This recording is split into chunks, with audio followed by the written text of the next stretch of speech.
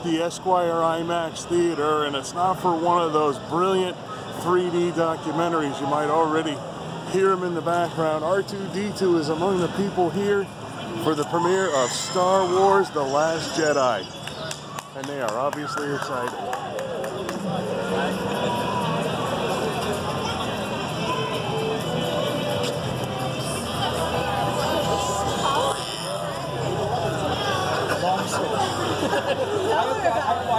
Uh-oh. That little guy's always been trouble.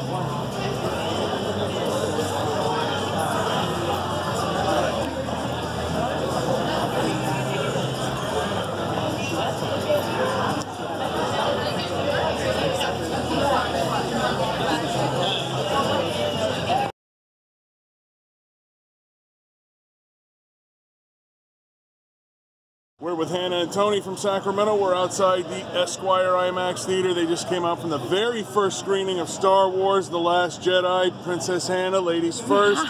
Without spoiling, what did you think? I thought it was unexpected. I was impressed with it was a lot more intimate, which is something you don't expect from a Star Wars movie, but they really developed the characters, I thought. And I have to see it a couple more times, I think, to really absorb everything. That's funny. It's exactly what I was thinking. Tony, how about you? What'd you think? I loved it. A lot of homage to the past, a lot of things for the future. It was exciting to watch, plus lightsabers. Oh, and battle on the Salt Planet. That is one of the most gorgeous Star Wars battles I've ever seen. That was lovely. Right? The cinematography was really good on that. Oh, it was. It was so striking. Agree with you. Yeah. So one of the things I'm asking people too is these young guys I just talked to have never lived in a world without Star Wars. Okay? I am of a certain age where I had a little bit of time without Star Wars. I'm going to guess you probably are also in the never without Star Wars world? I am. Yeah. Okay. Yep. So what about this franchise makes it so appealing to you? Like, what about it? How has it affected your life over the years? It's inspired me. I mean, I've loved it since I was a kid. I always wanted to be a Jedi. I used to stare at things and try to make them move until I got a headache. But I also love like the beauty of it, about good versus evil, and the simplicity of it. That there's a force that we can use to make change. How about you, Hannah? I mean, it's timeless. George Lucas based it on the hero's journey, and I actually like how the messages, even though there are, that there's the dark side, they're always trying to save someone from the dark side. So they're not giving up on people. Even someone is, even emo Kylo Ren has a soul under there. So they're always trying to get at the humanity at the heart of everybody, which is very reassuring, especially in these times. So. All right, very good. Hannah, Tony, thank you for that. I appreciate it.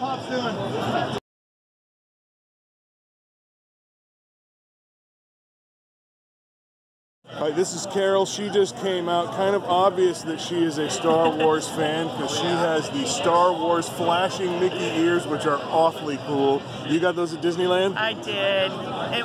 We went over the summer and it was really fun, and I've got my matching shirt here. Oh, I gotta take my tribute to Princess Leia. Oh. God rest her soul. Indeed, indeed. And that's one of the things I keep thinking about. I don't know what they're going to do for the next one without her.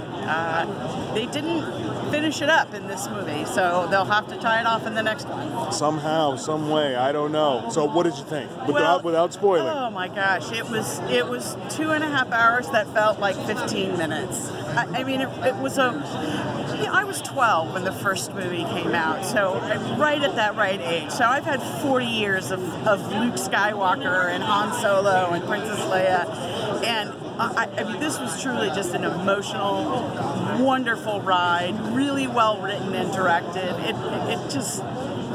It's nice to escape for 2.5 hours. And you don't get to say that very often, but this movie truly carried you away. Agreed, 1,000%. So, and you touched on one of the things that I'm asking people, and that is, it's been such a huge piece of our pop culture, the Star Wars franchise. What kind of an effect has it had on your life over those years? It turned me more into a nerd. I love technology, and the overall messages of the movies of good and will always win over evil. We need that now more than ever. So the storylines are wonderful. And the characters are really well developed and lovely, and you just want to jump in the movie and be with them and go hang with Poe Dameron and fight the bad guys. I think I'm right there with you. Carol, that's perfect. Thank you. Thanks.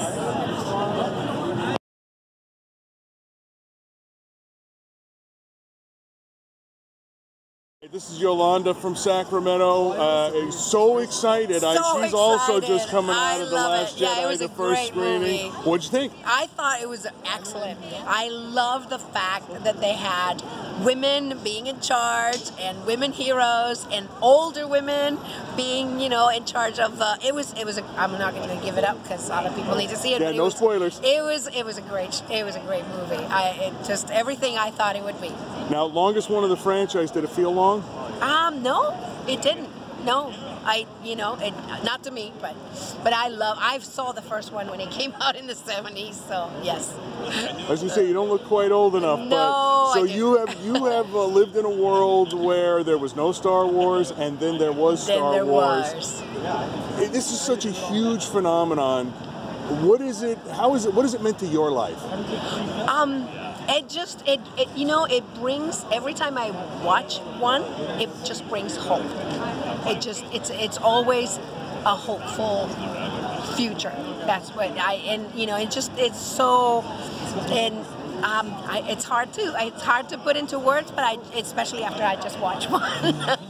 But the first one was, it blew my mind. I think I watched it like 7 or 8 times. I went to the movie theater many times as I could. So yeah, it was great. And that's the thing I always think about. In 1977, yes, we had never seen anything like it, and it blew our minds. It definitely did. So, and this is still blowing my mind. So I loved it. Well, and it's obviously put together a lot differently than they did with all those practical effects back in the 70s. Again, with no spoilers, what about this one blew your mind? There were so many twists and turns that you just weren't expecting. So, obviously the special effects are incredible. So, yeah, everything blew my mind. It was really good. I love your enthusiasm, Yolanda. I appreciate that. Thank you. Thank you very much.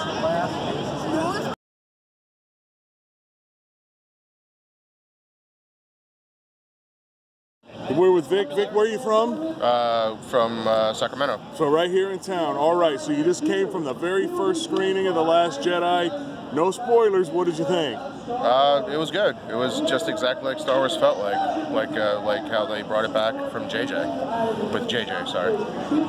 So how about the length? There was a lot of talk about it being the longest one of the franchise, 2.5 hours. No, that's not an issue. The movie moves really fast. There's no downtime, and it didn't seem like on first viewing that the action was forced. It just felt like they promised it takes place right after The Force Awakens, and it just goes from there all the way to the very end. It really did. It literally picked up right where it left off, where some of the others have had some gaps. Now, one of the things that I kind of noticed was there was a lot of quick bouncing back and forth between people and places. What did you think of that? It's not like they've never done it before. They did it with Jedi. They did it in a lot of the prequels.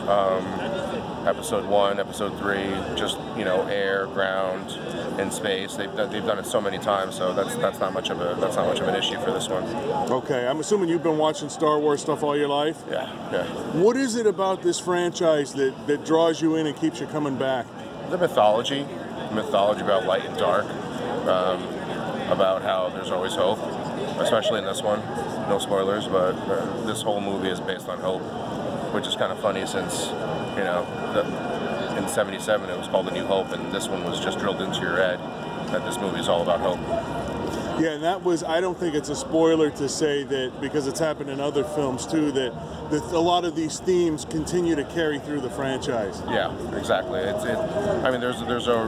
parallels to all the prequels and things like that, and this one kind of stayed away from most of the parallels that happened in The Force Awakens, where you didn't really feel like it was too much of a rehash of A New Hope. So that's always a good thing. All right, very good. Vic, thanks for that. No Appreciate it. Thank you.